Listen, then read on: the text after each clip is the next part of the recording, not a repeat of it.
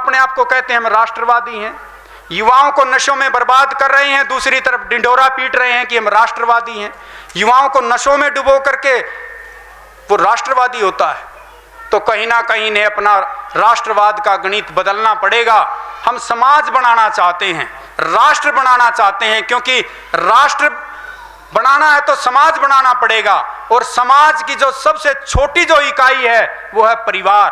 परिवारों में अगर तलाक होंगे तो परिवार बिखरेगा, और परिवार बिखरेगा तो राष्ट्र बनाना दूर की कल्पना होगी। जो अभी हमारी बहन ने एक चर्चा की सामाजिक चिंतन को लेकर के, गोत्र को लेकर के, आज जो समाज की परिस्थितियां भयावह हो चुकी हैं, लेकिन धीरे धीरे हम उसको स्वीकार कर रहे हैं।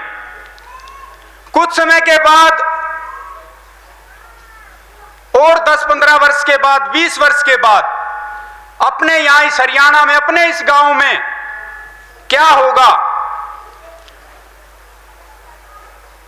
लड़का या लड़की घर में है, आज तो माहौल यह है कि वो परिवार से डर करके क्या कर रहे हैं, भाग करके कर रहे हैं, चाहे एक ही गोत्र में हो, एक ही गांव में हो।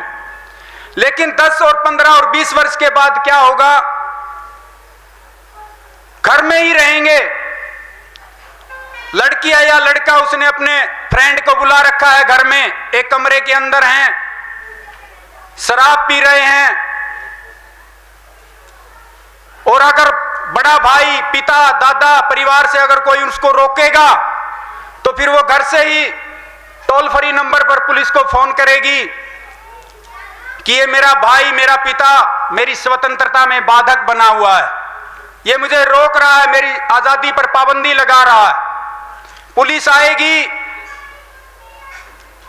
घर पर आएगी पुलिस, पूछेगी, पिता से पूछेगी, भाई से पूछेगी, ताऊ से पूछेगी कि ये लड़की है, लड़का अपनी मर्जी से ये शराब पी रहा है, अंदर कमरे में अपने दोस्त के साथ है, तो आपको क्या आपत्ति है? और अगर हम आपत्ति दर्ज करेंगे तो हमारे ऊपर मुकदमा दर्ज होगा, और वो अंदर कमरे में होंगे और पुलिस बाहर उनको सुरक्षा देगी। अच्छा विचार करो, मेरी भी बेटी है 8-9 वर्ष की, जब वो 21 वर्ष की होगी और वो ऐसा ऐसा करेगी तो हमारे ऊपर क्या बीतेगी? मेरी माताएं बैठी हैं, आज ऐसे ऐसे कानून हमारे ऊपर थोपे गए हैं, लादे गए हैं कि हम नहीं चाहते उनको। पूरे हरियाणा में आप किसी भी गांव में चले जाना, किसी भी नेता से बात कर लेना, मुख्यमंत्री से बात कर लेना, विधायक से बात कर लेना, पूछना कि एक ही गोत्र में विवाह करने के लिए आप राजी हैं? सबके सब कहेंगे कि हम नहीं राजी हैं, लेकिन फिर भी हमारे ऊपर ये कानून थोपा गया है। स्वतंत्रता है हमारी बहन बेटियों को, हमारे भाइयों को, कोई किसी के साथ कैसे ही रहे। इस आजादी के नाम पर, स्वतंत्रता के नाम पर पूरी दुनिया में नंगा नाच हो रहा है और हम सब लोग चुपचाप बैठे उसको देख रहे हैं, देखते ही जा रहे हैं। लोग सरकारें बना रहे हैं, सरकार चला रहे हैं। तो साथियों, माताओं, बहनों, जैसा हमारा अभियान है सर्वहित पार्टी का, हम समाज बनाना चाहते हैं, राष्ट्र बनाना चाहते हैं, क्योंकि राष्ट्र बनाना है तो समाज बनाना पड़ेगा। और समाज की जो सबसे छोटी जो इकाई है वो है परिवार। अगर परिवार बिखरेगा, परिवारों में अगर तलाक होंगे तो परिवार बिखरेगा, और परिवार बिखरेगा तो राष्ट्र बनाना दूर की कल्पना होगी। और वर्तमान के ये नेता केवल एक थोथी कल्पना कर रहे हैं कि हम राष्ट्र बनाएंगे, जब उनको पता ही नहीं कि राष्ट्र बनेगा कैसे। जब ऐसे ऐसे नियम समाज में लागू हो रहे हैं, कानून ऐसे ऐसे हैं, तो समाज बनना तो बड़े दूर की बात है। साथियों, हम युवाओं को नशों से बचाना चाहते हैं।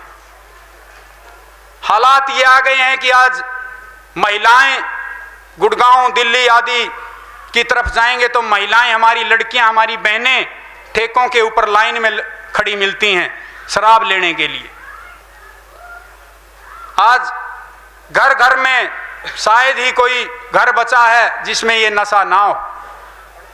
हमारा युवा आज नशों में बर्बाद हो रहा है और ये सरकारें टारगेट लेती हैं। जैसे यहाँ पहले भी चर्चा चली कि टारगेट लेती हैं 2021 और 22 में 7,900 करोड़ कमाए थे और 22 और 23 में 9200 करोड़ कमाने, और टारगेट को अचीव भी करते हैं, कमा चुके हैं 9200 करोड़। अब आगे फिर योजना बनेगी कि 23 और 24 में 12,000 करोड़ कमाने हैं। अच्छा, ज्यादा कमाने हैं, विचार करो, और अपने आप को कहते हैं हम राष्ट्रवादी हैं। युवाओं को नशों में बर्बाद कर रहे हैं, दूसरी तरफ ढिंढोरा पीट रहे हैं कि हम राष्ट्रवादी हैं।